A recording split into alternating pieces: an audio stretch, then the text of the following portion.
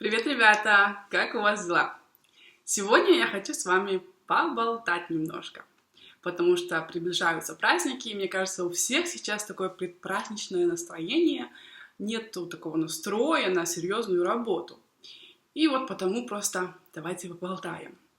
Что я вам хочу рассказать? Я хочу с вами поделиться этим праздничным настроением в русском духе. И когда я думаю о праздниках, да, праздники в России немножко отличаются от праздников в Европе или там в Америке. Потому что, например, в Европе празднуют сначала Рождество, а потом Новый год. В России наоборот, сначала Новый год, а потом Рождество. И Новый год встречают с такой энергией, просто что потом на Рождество сил не хватает уже ни на что. И вот в это время, под Новый год, по телевизору показывают сказки. И я, когда была совсем маленькой, я очень любила эти сказки. Потому я решила с вами поделиться одной из новогодних сказок. Это сказка «Морозко». Я не то чтобы решила с вами поделиться, но я решилась поделиться. Потому что если я буду выкладывать это видео, этот фильм на свой канал, я хочу также написать субтитры на русском и английском языках. И понимаете, в чем проблема?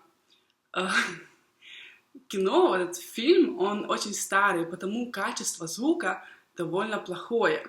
Мне было тяжело услышать, что они конкретно говорят. Было тяжело разобрать отдельные слова. И да, я разделю этот фильм на несколько частей.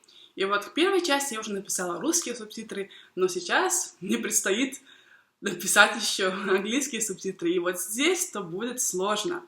Я надеюсь, что вы мне поможете, если я постараюсь дословно перевести предложения и песни из этой сказки. И если вы будете смотреть эту сказку, и субтитры на английском языке вам покажутся странными, и вы будете знать, как лучше можно это перевести, то, пожалуйста, оставляйте комментарии, предлагайте свои версии перевода. Немножко о русском Новом годе. Я живу в Нидерландах, и вы это знаете, потому сейчас я могу сравнить, как празднуют Новый год в Нидерландах и как его празднуют в России или в Литве. Как в Литве празднуют Новый год русскоязычные люди. И что я могу сказать?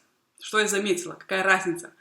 В Нидерландах Новый год встречается довольно спокойно. По сравнению с тем, как это встречается, как Новый год встречается в России, это спокойно, это тихо.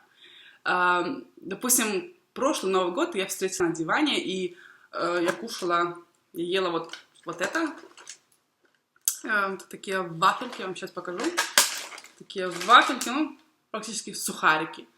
И такое бы не случилось с вами, если бы вы праздновали Новый год в России. Потому что в России Новый год — это пир на весь мир. Это смех, это веселье, это шум, друзья, семья, танцы.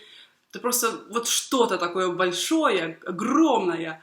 И я просто сравниваю с Нидерландами, мне даже смешно немножко, потому что здесь как-то, не знаю, конечно, я не знаю, как все празднуют Новый год в Нидерландах, потому что, я не знаю всех людей, но вот как я заметила, как вот здесь празднуют, что я видела, то да, по сравнению это очень тихо, очень спокойно, очень так скромненько.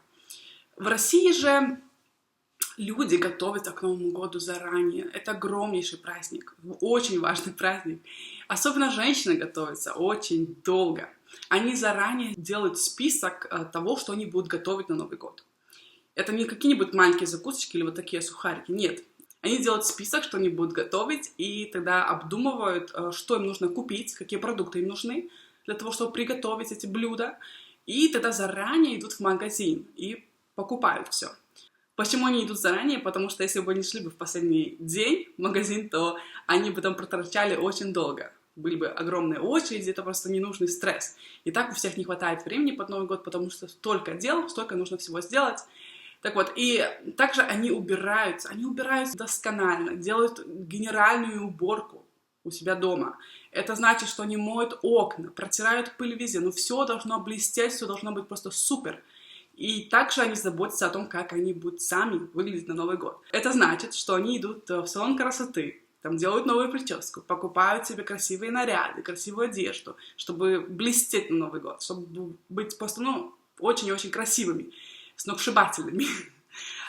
И, да, делать просто заботиться о том, чтобы у них был красивый маникюр, чтобы их лицо выглядело красиво, да, красивый макияж.